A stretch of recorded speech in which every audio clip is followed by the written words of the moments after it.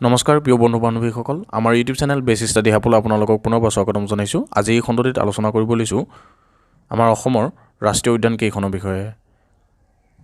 আৰু আমাৰ অসমৰ ৰাষ্ট্ৰীয় উদ্যান কেইখন বুলি ক'লে আমি ক'ব লাগিব 7খন, আৰু সেই 7খন হৈছে ক্ৰমে Kaziranga national park, Manas national park, Dibru Saikhowa national park, Nameri national park, Orang national park, Raimona national park আৰু দিহিং পাটকাই নেশ্যনেল পাৰ্ক। চ' প্ৰথমে আজি আমি আলোচনা কৰিম কাজিৰঙা নেশ্যনেল পাৰ্কৰ ওপৰত। এই কাজিৰঙা ৰাষ্ট্ৰীয় উদ্যানখন 2007 চনৰ 3 আগষ্টৰ টাইগাৰ ৰিজাৰ্ভ হিচাপে স্বীকৃতি পাইছিল। এই কাজিৰঙা ৰাষ্ট্ৰীয় উদ্যানখন গোলাঘাট আৰু নগাঁও জিলাত অৱস্থিত। এই কাজিৰঙা ৰাষ্ট্ৰীয় উদ্যানখন 859 বৰ্গ কিলোমিটাৰ মাটিৰে ৰাষ্ট্ৰীয় উদ্যানখন জৈৱ বৈচিত্ৰ্য ভঁৰাল। এই কাজিৰঙা ৰাষ্ট্ৰীয় উদ্যানখনে 1976 চনৰ 1 জানুৱাৰী তাৰিখে ৰাষ্ট্ৰীয় উদ্যান হিচাপে স্বীকৃতি লাভ কৰে। এই কাজিৰঙা ৰাষ্ট্ৰীয় উদ্যানৰ যি জৈৱ বৈচিত্ৰতা আৰু ইয়াৰ আৰণ্যক সম্ভাৰ স্বীকৃতিস্বৰূপে 1985 চনত ইউনেস্কোৱে কাজিৰঙা নেশ্যনেল পাৰ্কক ৱৰ্ল্ড হেৰিটেজ ছাইট অৰ্থাৎ বিশ্ব ঐতিহ্য ক্ষেত্ৰৰূপে স্বীকৃতি দিয়ে। প্ৰিয় বন্ধু বান্ধৱীসকল, কাজিৰঙা নেশ্যনেল পাৰ্কৰ ওপৰত আপোনালোকে ইয়াতে ভেৰি ইম্পৰ্টেণ্ট হিচাপে এই 4টা পইণ্ট মনত ৰাখিব। 2007 চনৰ 3 আগষ্টত টাইগাৰ ৰিজাৰ্ভ হৈছিল আৰু ইয়াৰ মাটিকালি হৈছে 859 বৰ্গ কিলোমিটাৰ। 1976 চনৰ 1 জানুৱাৰীত নেশ্যনেল পাৰ্ক হিচাপে স্বীকৃতি লাভ কৰিছিল আৰু 1985 চনত ৱৰ্ল্ড হেৰিটেজ ছাইট হিচাপে স্বীকৃতি লাভ কৰিছিল। এইকেইটা পইণ্ট আপোনালোকে ইম্পৰ্টেণ্ট হিচাপে মনত ৰাখিব। ইয়াৰ পিছতে আলোচনা কৰিব বিচাৰিছোঁ মানাহ নেশ্যনেল পাৰ্ক। এই মানাহ নেশ্যনেল পাৰ্ক ক'ত অৱস্থিত বুলি ক'লে আমি ক'ব লাগিব এই মানাহ নেশ্যনেল পাৰ্ক বাক্সা জিলা, অসম ভূটান সীমান্তত অৱস্থিত। এই ৰাষ্ট্ৰীয় উদ্যানখন ৱৰ্ল্ড হেৰিটেজ ছাইট অৰ্থাৎ বিশ্ব ঐতিহ্য ক্ষেত্ৰৰূপে কেতিয়া স্বীকৃতি লাভ কৰিছিল বুলি ক'লে আমি ক'ব লাগিব 1985ত।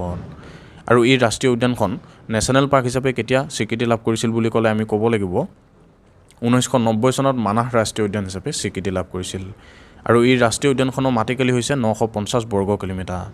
আমাৰ যি 7খন ৰাষ্ট্ৰীয় উদ্যান আছে সেই 7খন ৰাষ্ট্ৰীয় উদ্যানৰ ভিতৰত এই মানাহ ৰাষ্ট্ৰীয় উদ্যানখন হৈছে সকলোতকৈ ডাঙৰ ৰাষ্ট্ৰীয় উদ্যান। মনত ৰাখিব, ভেৰি ইম্পৰ্টেণ্ট পইণ্ট। ইয়াৰ পিছতে আলোচনা কৰিব বিচাৰিছোঁ ডিব্ৰু চৈখোৱা নেশ্যনেল পাৰ্ক। এই ডিব্ৰু চৈখোৱা ৰাষ্ট্ৰীয় উদ্যানখন ডিব্ৰুগড় আৰু তিনিচুকীয়া জিলাত অৱস্থিত। এই ডিব্ৰু চৈখোৱা ৰাষ্ট্ৰীয় উদ্যানৰ মাটিকালি হৈছে 340 বৰ্গ কিলোমিটাৰ।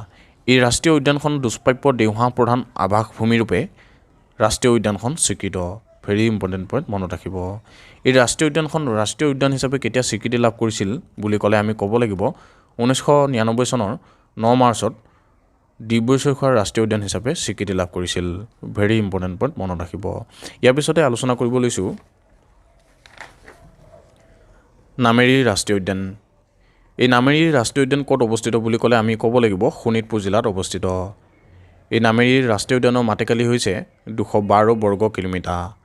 এই ৰাষ্ট্ৰীয় উদ্যানখন 1985 চনৰ 18 ছেপ্টেম্বৰত নামেৰি অভয়াৰণ্য হিচাপে মুকলি হৈছিল। পিছলৈ 1998ত 15 নৱেম্বৰ নামেৰি ৰাষ্ট্ৰীয় উদ্যান অৰ্থাৎ নেশ্যনেল পাৰ্ক হিচাপে স্বীকৃতি লাভ কৰিছিল।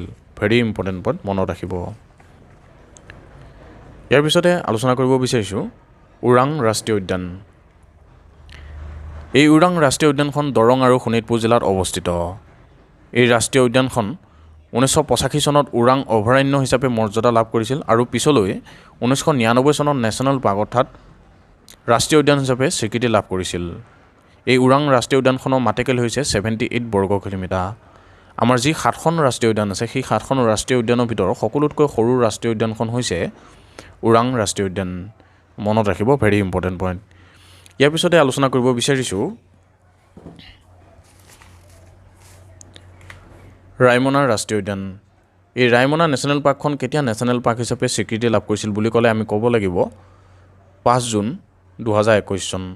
2021 চনৰ 5 জুন তাৰিখে এই ৰাইমনা নেশ্যনেল পাৰ্কখন নেশ্যনেল পাৰ্ক হিচাপে স্বীকৃতি লাভ কৰে। এই নেশ্যনেল পাৰ্কখন ক'ত অৱস্থিত বুলি ক'লে আমি ক'ব লাগিব কোকৰাঝাৰ ডিষ্ট্ৰিক্টত অৱস্থিত। ইয়াৰ পিছতে আলোচনা কৰিব লৈছোঁ সকলোতকৈ শেষৰ ৰাষ্ট্ৰীয় উদ্যানখন হৈছে অৰ্থাৎ 7 নম্বৰ ৰাষ্ট্ৰীয় উদ্যানখন হৈছে দিহিং পাটকাই নেশ্যনেল পাৰ্ক। এই দিহিং পাটকাই ৰাষ্ট্ৰীয় উদ্যানখন ডিব্ৰুগড় আৰু তিনিচুকীয়া জিলাত অৱস্থিত। আৰু এই দিহিং পাটকাই ৰাষ্ট্ৰীয় উদ্যানখনে কেতিয়া নেশ্যনেল পাৰ্ক হিচাপে স্বীকৃতি লাভ কৰিছিল বুলি ক'লে আমি ক'ব লাগিব 2021 চনৰ 9 জুন তাৰিখে নেশ্যনেল পাৰ্ক হিচাপে স্বীকৃতি লাভ কৰিছিল। প্ৰিয় বন্ধু বান্ধৱীসকল আমাৰ অসমৰ ৰাষ্ট্ৰীয় উদ্যান এই 7খনেই আছিল ইয়াৰ পিছতে মই আৰু ইয়াতে দুটা পইণ্ট উল্লেখ কৰিছোঁ আমাৰ অসমত কেইবাখনো বাৰ্ড চেঞ্চুৰী আৰু ৱাইল্ড লাইফ চেঞ্চুৰী আছে তাৰে ভিতৰত মই এই দুটা পইণ্ট ইম্পৰ্টেণ্ট হিচাপে উল্লেখ কৰিছোঁ পানীদিহিং বাৰ্ড চেঞ্চুৰী ক'ত অৱস্থিত বুলি ক'লে আমি ক'ব লাগিব শিৱসাগৰ ডিষ্ট্ৰিক্ট এই পানীদিহিং বাৰ্ড চেঞ্চুৰীখন শিৱসাগৰ জিলাত অৱস্থিত ইয়াৰ পিছতে চক্ৰশিলা ৱাইল্ড লাইফ চেঞ্চুৰী এই ৱাইল্ড লাইফ চেঞ্চুৰীখন ক'ত অৱস্থিত বুলি ক'লে আমি ক'ব লাগিব কোকৰাঝাৰ ডিষ্ট্ৰিক্টত এই ৱাইল্ড লাইফ চেঞ্চুৰীখন গোল্ডেন লেংগুৰৰ বাবে বিখ্যাত অৰ্থাৎ লুপ্তপ্ৰায় হ'ব ধৰা যি সোণালী বান্দৰ সেই সোণালী বান্দৰ বাবে এই চক্ৰশিলা ৱাইল্ড লাইফ চেঞ্চুৰীখন বিখ্যাত মনত ৰাখিব ভেৰি ইম্পৰ্টেণ্ট পইণ্ট প্ৰিয় বন্ধু বান্ধৱীসকল আজি খণ্ডটো ইমানেই আছিল ভিডিঅ'টো চাই কেনেকুৱা পালে নিশ্চয় লাইক কমেণ্ট এণ্ড শ্বেয়াৰ কৰিব ধন্যবাদ